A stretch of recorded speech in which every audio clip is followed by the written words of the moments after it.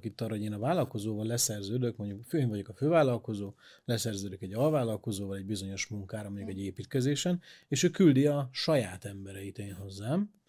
Na most ilyen esetben oké, hogy a vállalkozói szerződésben benne van az, hogy én ellenőrizhetem az ő embereit, az ő gépeit, az ő kamionját, amit a munkaterületre hoz, de az mindaddig, amíg az alvállalkozónak a tulajdonában álló dolgokat ellenőrzöm. Tehát a munkavállaló nem a tulajdona, hanem a munkavállalója.